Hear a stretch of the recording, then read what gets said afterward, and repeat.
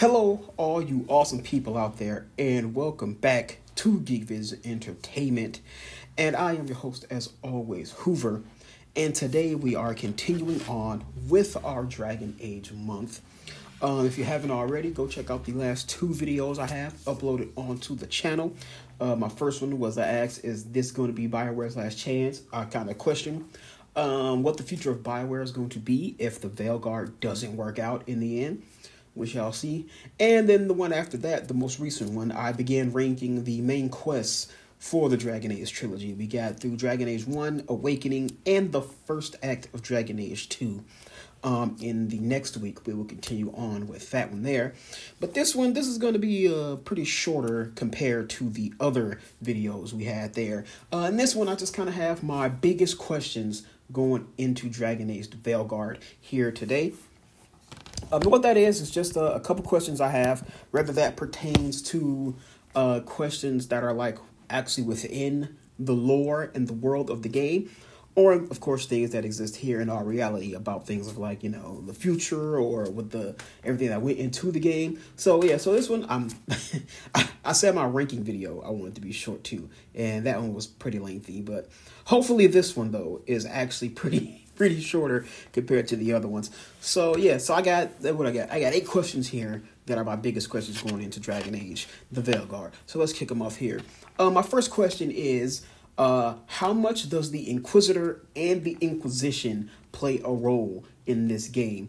Now, I originally thought, maybe pretty much just like everybody else, I originally thought that the Inquisitor and the Inquisition would play a pretty big role in this game, mostly due to the fact that this one seems to be so much of a direct sequel to the Inquisition as compared to every other Dragon Age game that came before. But with the, of course, it was originally titled Dragon Age the Dreadwolf, that was recently changed to the Veilguard. And it seems that this one we're going to be working more with Solas, alongside Solas.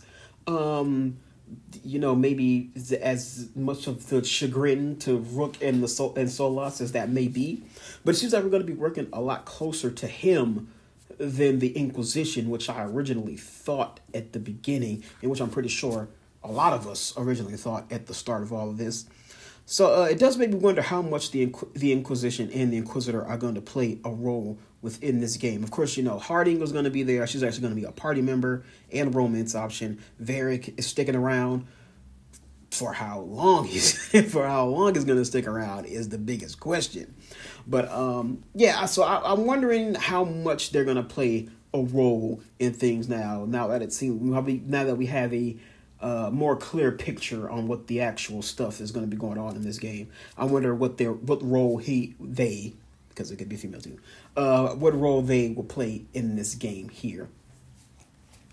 All right, the next question I have is the next two I actually have are closely related to Tevinter Nights, to the Tevinter Nights book. The series of short stories that we had. And that is, so this is the one that caught my attention the most, is will we get answers about that cave from the Horror of Hormak short story. Basically, long story short, it's a bunch of wardens. We're looking for a team of wardens that went missing, found themselves a cave that seemed to clearly have been of elf origin. In it was some liquid that was actively transforming other animals and even the wardens themselves into these horrific creatures.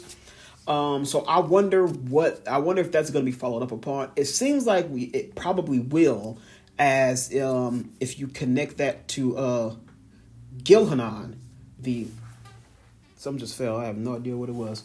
If you can, hopefully my old damn setup here don't just fall apart, because whatever that was very important. But I do wonder. It seems like it is going to get followed up on as Gilhanan. I hope I'm saying that right. The elven god, one of the elven gods we're going to fight in this game. It seems to be closely connected to her. It seems to be how she made monsters and creatures in the past. It does seem like lyrium, or maybe even like some darkspawn taint, play a role in what she did there. There's a codex entry that explains how she became a part of the Elven Parthenon, and it was due to the fact that she made those monsters. So I do think we're going to get a follow-up on that. I'm very interested in that because that was like one of the there's only 2 stories in that, in those short stories that really piqued my interest. And that was one of them. So I wonder if we're going to get a follow-up on that, which seems like we just might. All right, the next question I have is, again, closely connected to the Adventure Night story, is will we get more on the, I don't know if I'm saying this right, the Sycorax from the Luck in the Garden storyline. This one interested me as well. If you notice, the ones that actually involve like mysterious, monstrous creatures of unknown origin were the 2 stories that interested me the most. And this was another one. This was story Dorian was involved in this one. It did take place in Tevinter, which is, again, kind of making me think that this one might get followed up on as well. Basically, some unknown monster was responsible for a lot of missing, beheaded individuals in Tevinter. It was collecting them. It called itself, I forget, I didn't write down what it was called, the Crown of the Many or something like that. Basically, an individual from the Lords of Fortune was involved with hunting it down, and they killed it. So I'm interested in like what that creature was, where it came from, what was it doing, and what was the point of everything that it was doing. I'm very interested to see where that one goes. So yeah, so 2, and it seems like definitely as opposed to a lot of, to my knowledge at least, a lot of Dragon Age games leading up to the release at least. This would definitely have a lot of more media involved, a lot of stories, a lot of books, a lot of comics, all hyping up and leading to into the release of the game. So I'm wondering how that much. Actually, you know what? Now that I say it, extra question that I'm doing right now, it's literally just popping up in my head now. If you've been listening to the Dragon Age podcast, Vows and Vengeance, is Nadia, Carcosa, and Drayden going to make an appearance or at least get a mention? Because so far, and it seems like it's going to continue, they have met every companion that's in the game. Each episode, they cross paths with one of our companions in the Veilguard. So I wonder, are they going to get an appearance, a mention, or at least a mention? Can we drop into some conversations where our companions figure out that, you know, that multiple of them, damn near all of them actually cross paths with her, and you know, so of course the podcast is not over yet, so we gotta have to see how it ends to sort of determine where and if she pops up again. So that's a bonus question there, a little bonus question there. All right, next question. This one is a little bit more focused on the outside of the game, at least. And that one is, are there really only 3 choices in the game? This has been a fairly recent topic that's been popping up around online, stoking a lot of fires, upsetting a lot of original long-term fans like myself. It has been revealed that, I mentioned this before, it's why I'm a lot less enthused to finish the trilogy before the game came out, which I honestly kind of worked because I wasn't getting that done in the first place. But basically, they revealed that no save imports. They're not utilizing the Dragon Age Keep sort of cloud save feature that they had previously for Inquisition. So you can make choices there, import that world state up to a cloud service, and then once you connect your game to that, you can import your save into the game. They're not using any of those. Instead, before you begin the game, they're going to give you a few options to pick. And when I say few, I really mean a few, as it's been revealed that there are only 3 choices that you can pick before you start the game for previous decisions in the previous games. They're all Inquisition related. They're all close related to the Trespasser DLC. And it seems to be, what was it? It was just who you romanced. Did you disband the Inquisition or not? And did you vow to save or kill Solas in the end?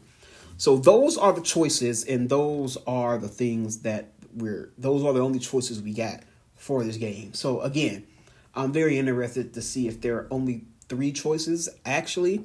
Of course, everybody who played, they just play like a, just for clarification, I don't know the exact specifics of it. I don't know if some people got like the actual full version of the game that they were able to play through for, review purposes and stuff like that. I do know it seems a lot of people who have talked about it, just mentioned the fact they just got like a small 6-hour demo of the game, and that's what they played before release.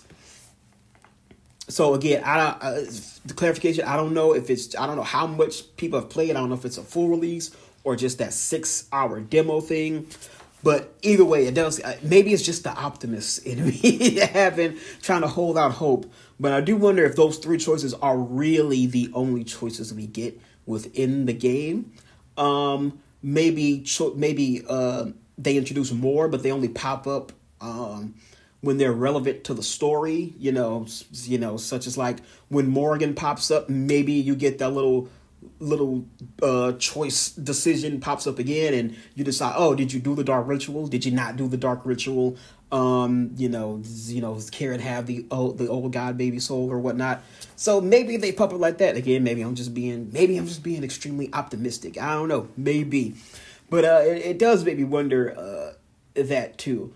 We might talk about I might go a little bit more in depth with my thoughts and my actual feelings on the limited choices we have in this. It's been explained a lot. I looked at the stuff from both sides. So, sort of the initial anger reaction and maybe some more level-headed understanding opinions I read too. But we'll probably save that for the Dragon Age special a little bit later when that comes out. All right. Next question I have in this, it sort of relates back to things I mentioned in my first question. Is Solas still the villain in this game? And by that, it kind of, like I said, it kind of wraps way back around to that first question I had. It seems like this Veilguard, or the Dreadwolf as previously known, was all going to be about you fighting against Solas, trying to prevent him from, basically wiping out the world to sort of rebuild it to the state it was before, when the elves were on top and the physical realm and the Fade are all one spot and the Veil didn't exist.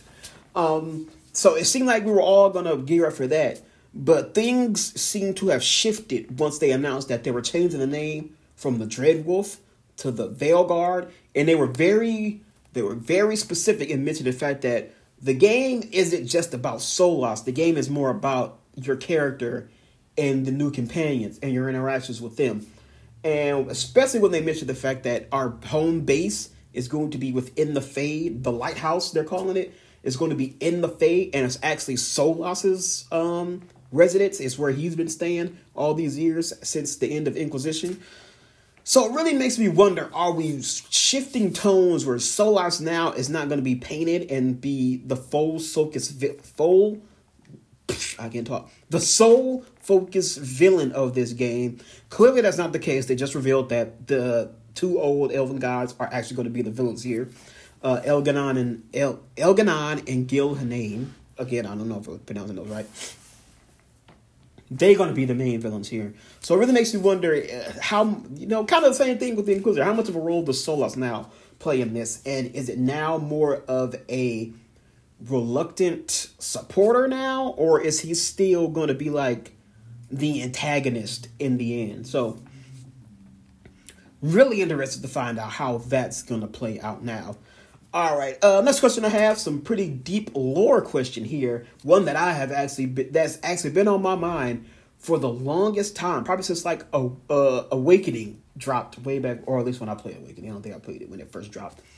And this plays a role with the reveal that the Evanuris are real, the Elven gods are real. It makes me wonder, is the Maker real? And we'll get confirmation of that.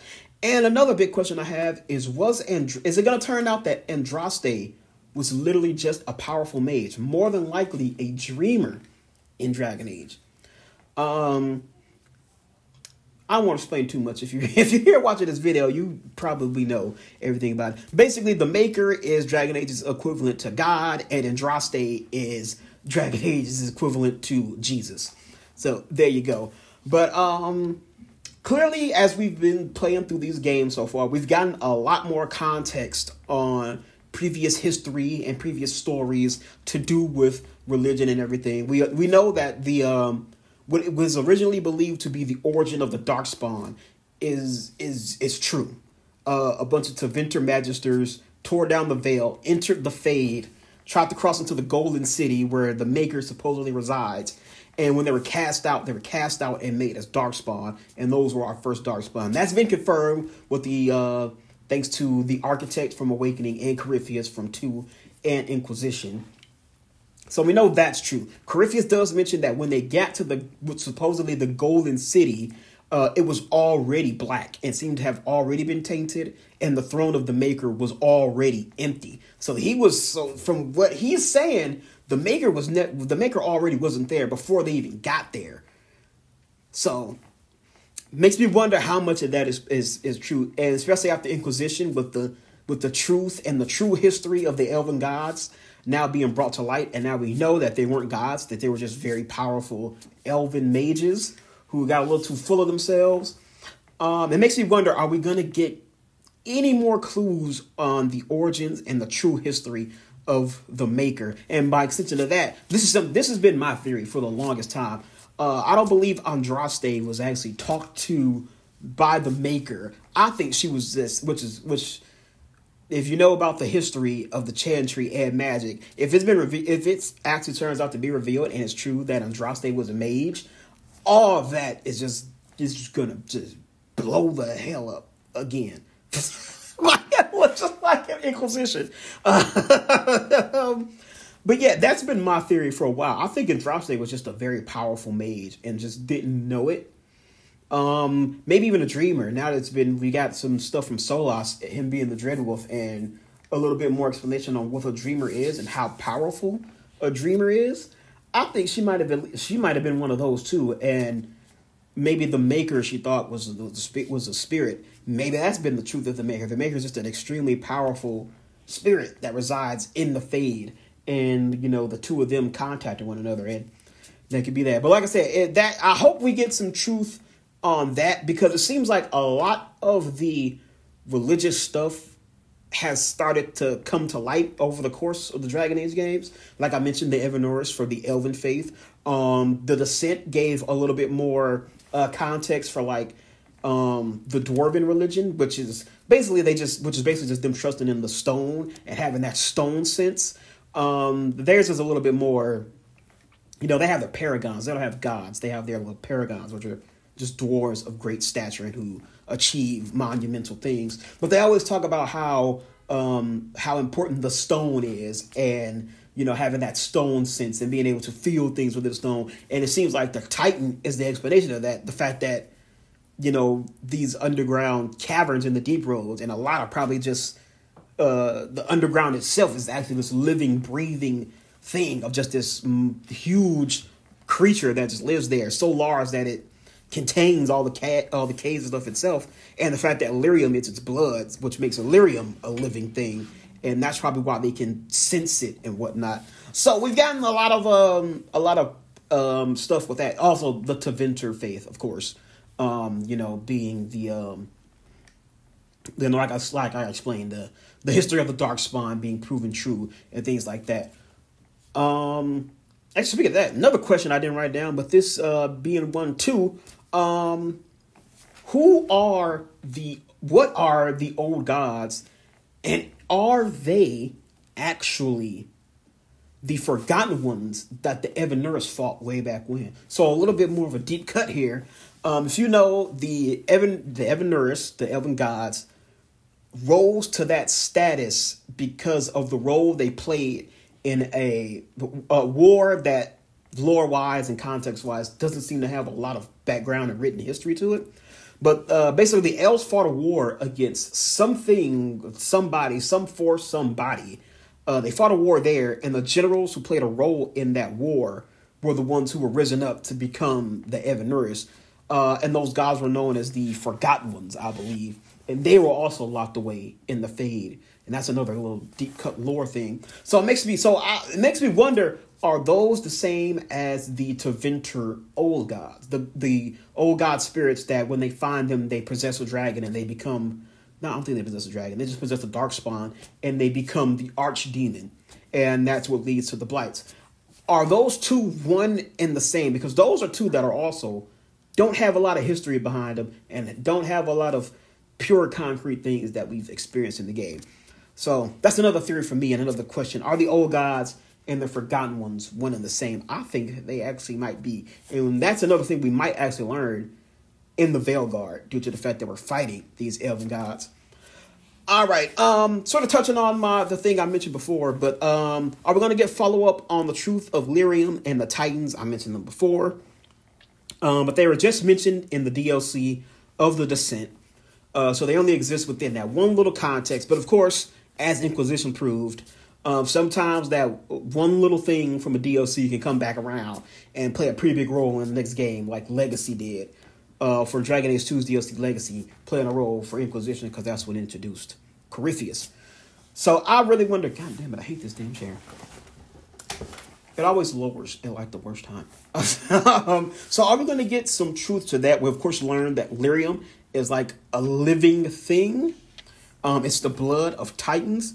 That's why we got red Lyrium. Red Lyrium is just Lyrium infected with the Darkspawn taint. And of course, only living things suffer the effects of the Darkspawn taint.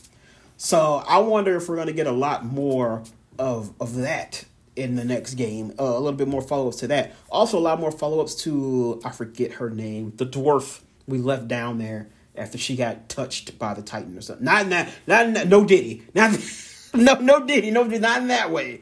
But it seemed to have changed her in some way. And of course, like a lot of people, I thought she might have played a role in, a dwarf being able to possess magic. But it seems like that's going to transition to Harding in the next game. So I wonder if we're going to get any follow-up with her as well. So that's going to be very interesting to see.